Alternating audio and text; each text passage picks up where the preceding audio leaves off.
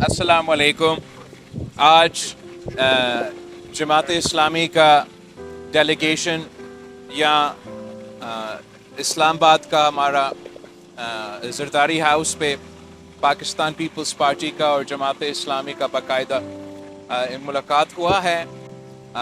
سب سے پہلے میں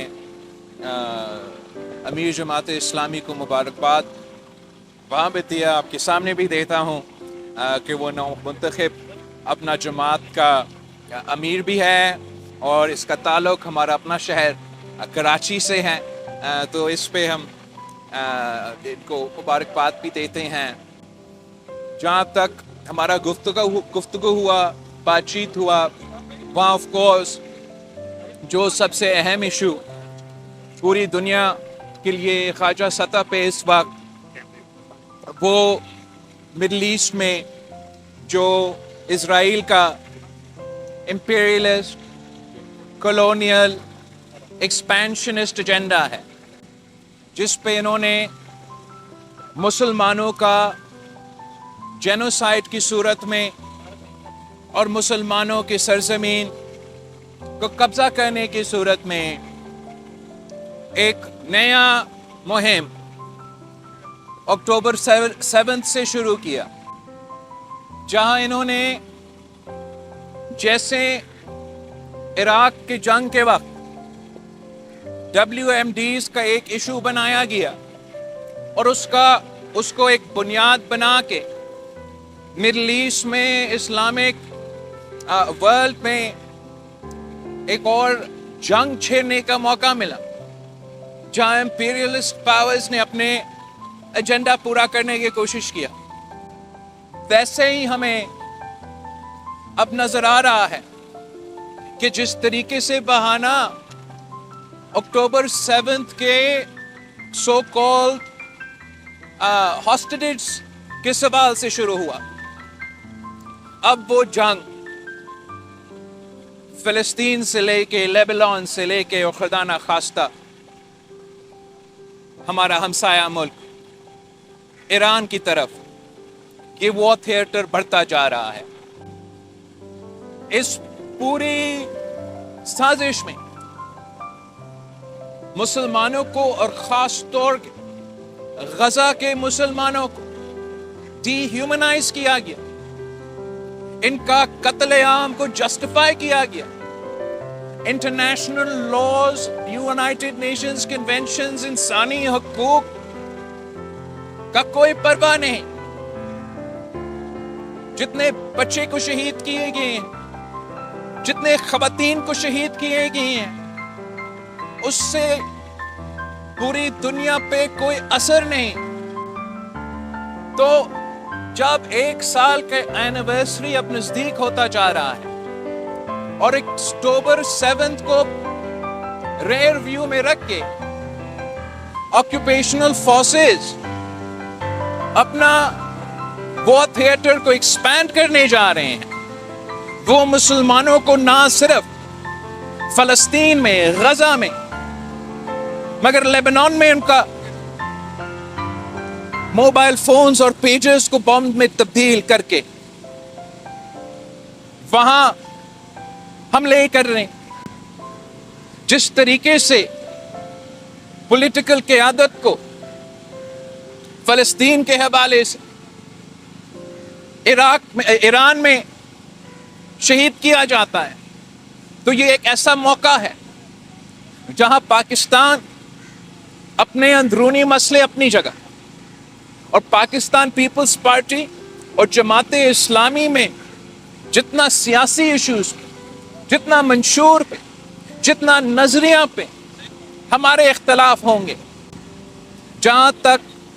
فلسطین کا ایشو ہے، جہاں تک مسلم امہ کا ایشو ہے، جہاں تک انسانیت کا ایشو ہے، نہ صرف ہم دونوں ایک پیج پہ ہیں مگر پورا پاکستان کو ایک پیج پہ ہونا چاہیے۔ میں جماعت اسلامی کا مسلسل کوشش کہ وہ فلسطین کے حوالے سے ہمارے غزہ میں بھائی بہنوں کے قتل عام پہ جس طریقے سے پاکستان بھر میں اویئرنیس ریز کر رہے ہیں، ہم اس کا تعریف بھی کرتے ہیں، اور جو آج اس سیاسی ماحول میں جہاں عام طور پہ سیاسی جماعتوں جو ایک دوسرے سے اختلاف کرتے ہیں وہ تو ہاتھ ملانے کے لیے تیار نہیں ہوتے. میں سمجھتا ہوں کہ پاکستان کی سیاست کے لیے بھی یہ ایک بہت اچھا پیش رفت ہے کہ اس ماحول میں ہمارا اپوزیشن میں ہونے کے باوجود وفاق میں اپنی جگہ، صوبہ سندھ میں بھی آپ سب کو معلوم ہے کہ پاکستان پیپلز پارٹی اور جماعت اسلامی بینچ کے دوسری طرف بیٹھتے ہیں. مگر جہاں تک غزہ کے،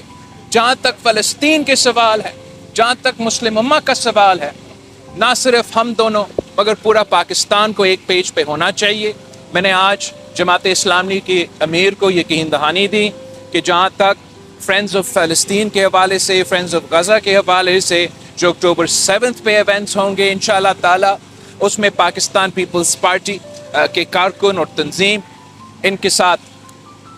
ضرور ساتھ دیں گے تاکہ ایک آواز پورا پاکستان سے، یہ ایک آواز پوری دنیا میں چلے جائے. ساتھ ساتھ ضرور جماعت اسلامی کی ریکویسٹ میں میں وزیر اعظم صاحب سے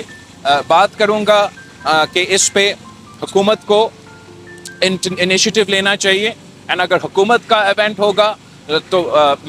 میں جماعت اسلامی اور ہم باقی بھی پاکستان کے تمام سیاسی قوتوں کو، سیاسی پارٹیز کو ضرور دعوت دینا چاہیں گے کہ ایک نیشنل یونٹی کے ساتھ ہم پوری دنیا کو اکتوبر 7 پہ ایک پیغام بھیجے کہ ہم غزہ کے عوام کے ساتھ کھڑے ہیں. ہم بے قصور معصوم مسلمان، چاہے وہ فلسطین میں ہو، لیبنان میں ہو، چاہے وہ ایران میں ہو، یمن میں ہو، ہم ان کے ساتھ کھڑے ہیں. اور جو ایکسپینشنسٹ ایجنڈا اکتوبر 7 کو بہانہ بنا کے اگر دنیا سمجھتی ہے کہ وہ ایک اور عراق وار جیسے صورتحال میں گریٹر اسرائیل کی کانسیپٹ کی طرف بننا چاہتے ہیں، تو سب سے پہلے پاکستان کے عوام ان کے سامنے کھڑے ہو جائیں گے. میں ایک بار پھر جماعت اسلامی کا، حافظ صاحب کا شکر گزار ہوں اور یہ امید رکھتا ہوں کہ اسی قسم کی مثبت سیاست، چاہے آپ اپوزیشن کے اتحادی ہو، اپوزیشن میں ہو یا حکومتی جماعت، آپ مثبت سیاست کرنے کی کوشش ہم کریں گے، چاہے یہ خارجہ سطح پہ یا ملک کے اندر. جہاں ہم کنسنسس بنا سکتے ہیں اس سے ہم طاقت اپنا سکتے ہیں اور آگے بڑھ سکتے ہیں. ایک بار پھر آپ کا شکریہ.